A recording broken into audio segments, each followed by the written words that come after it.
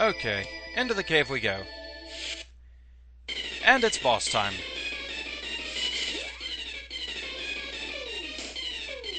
Okay, Elise, tell us what you can about the Dragon Worm. Well, it has level 8 earth magic, a lot of health, and it fears Sylphid, so if it comes down to it, it very happily likes to eat you, just like the Great Viper, but it doesn't really seem to do much. And by this point in the game, its attacks really don't seem to have much effect. For instance, it has Petrify Gas, but most of the time it seems like I dodge it. As is the case there.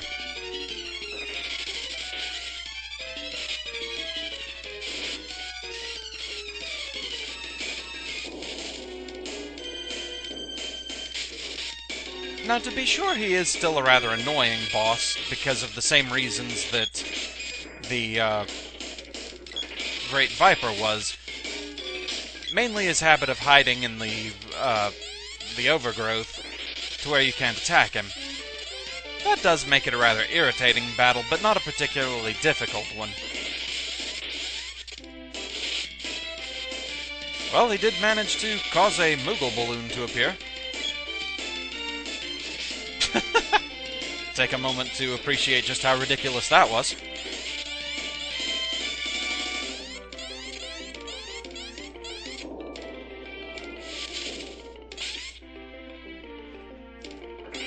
Though at this point we've pretty much seen everything that this guy can do.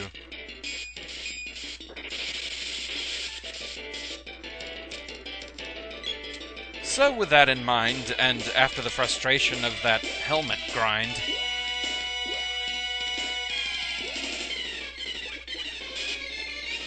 sweet Thunderbolty revenge!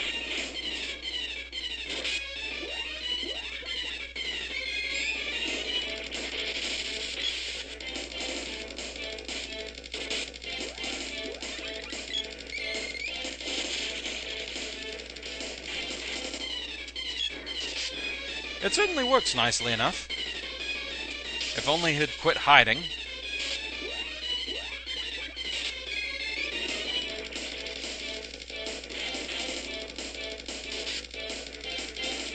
I think he's exploding off camera. Yes, he did. And we get an Axe Orb. Okay, then.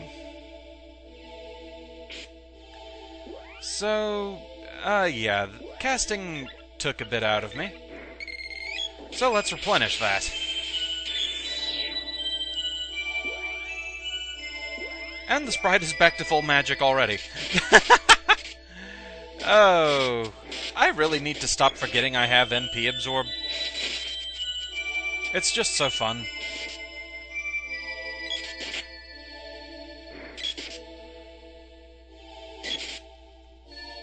Sadly, it's pretty much the only really useful spell Luna has. Everything else is kind of a joke.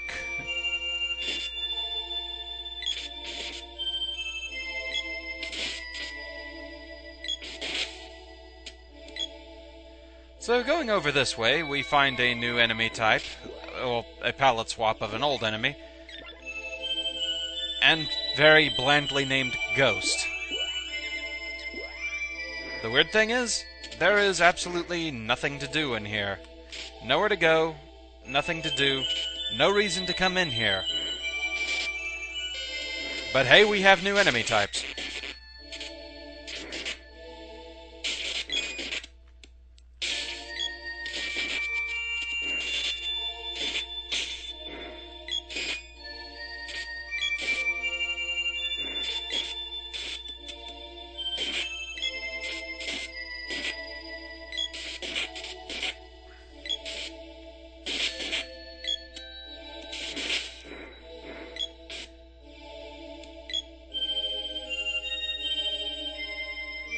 So here we have this rather nice little bit of ruins here. Defeat the dragon to the left of the forest to pass this gate. But the ruins are nice enough to save our game for us. And that, I do believe, means refreshing pause time after all that helmet grinding. Dear God, I hope this video saves well so I don't have to do that again.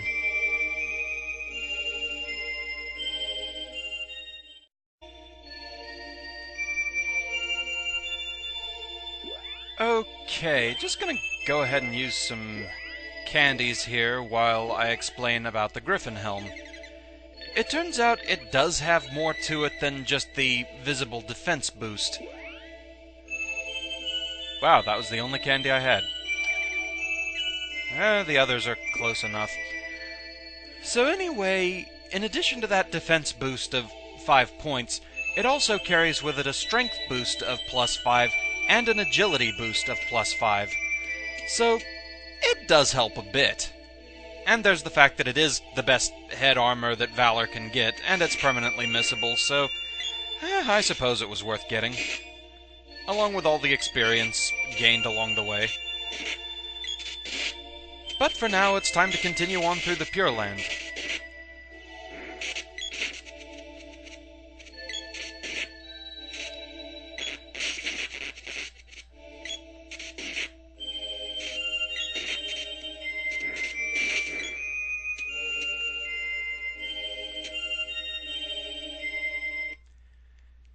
Hello there, dragon. Yes, it's boss time again. Meet the Snow Dragon. A good bit of health. And, not surprisingly, it fears Salamando, and likes to turn us into happy, cheerful snowmen.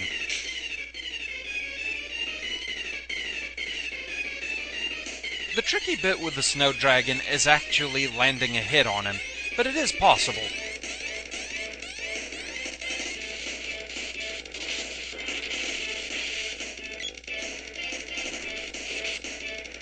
Essentially, you want to be up near the head when you attack.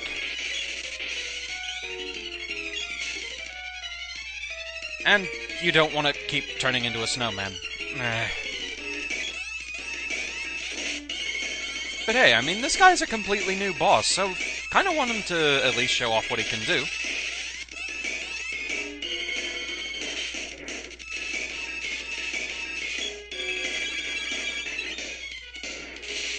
Including the use of level 7 freeze. Yeah, he definitely has it in for Valor.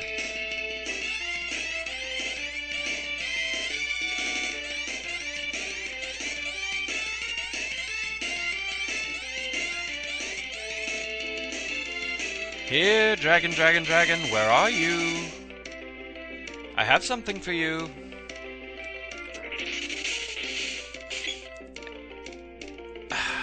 Well, that hurt, and got rid of my charge. You're a bad dragon.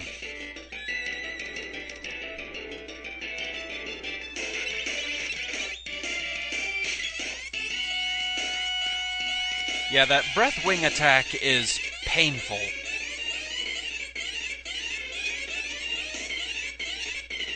Could definitely do without getting hit by that again, but I'm I'm sure over the course of this I will, unless I just spam Salamando.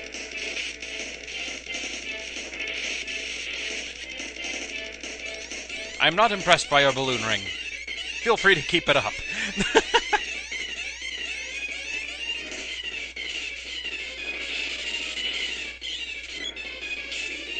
And I'm a snowman.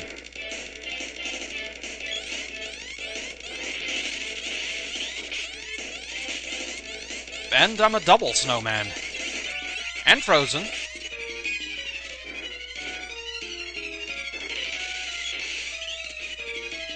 Okay, now he's picking on Elise.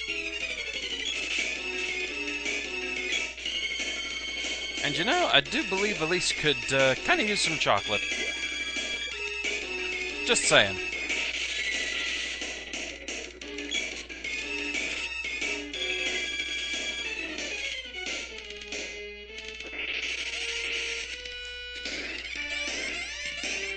It's another of those bosses that can be kind of annoying just due to their mobility and the fact that they can go off the borders of the screen, kind of like the snake bosses. But still somehow he doesn't quite strike me as that irritating. I'm sure he's going to work to change that perception.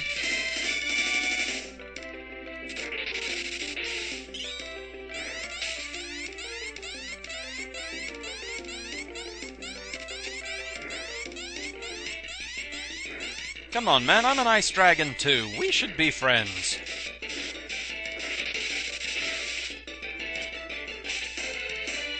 Apparently not.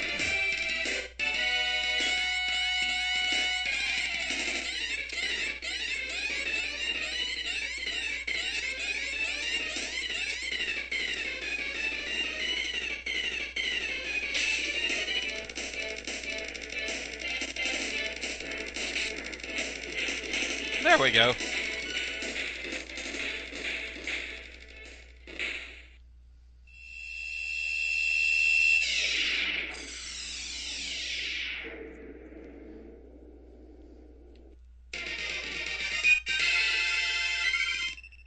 And for our efforts, a bow orb. And Pranko and Elise and me, we all leveled up during that. Just a quick check of where everyone's weapons are. Okay, I still have a bit to go on the Gigas sword.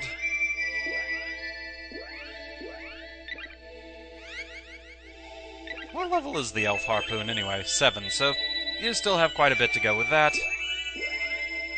And still a bit to go with the Werebuster, okay.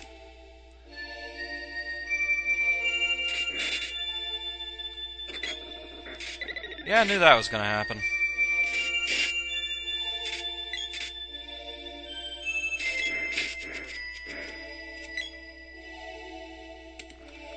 So yeah, for those wondering about those stat bonuses I was talking about on the Griffin Helm, the strength boost, that determines how much damage you do with weapons, so that's definitely a good thing for Valor to have. Agility, on the other hand, that boosts your hit rate so that you're less likely to miss the enemy, and your evade rate so that you're more likely to dodge whatever they throw at you. So, all around a pretty good deal. Okay. Continue on. Shall I save your game? Nah, we're good.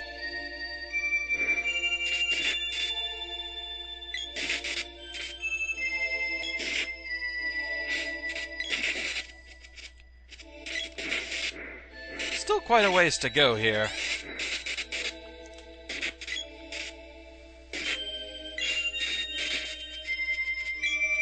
The Pure Land is a rather lengthy area, and the trouble with that is, if at any point you feel the need to leave for a while, like going out to reforge weapons, or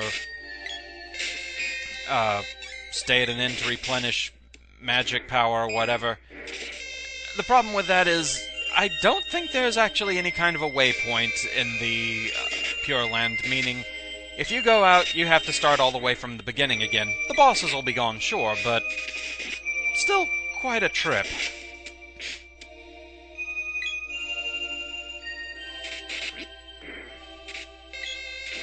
Yes, we have eggplant men now.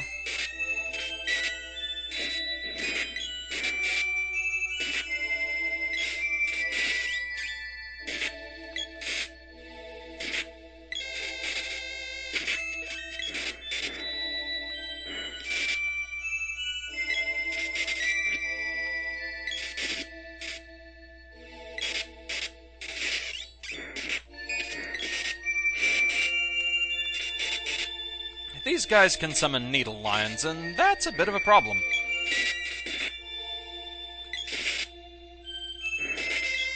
As well as its desire to keep casting Lucid Barrier on itself.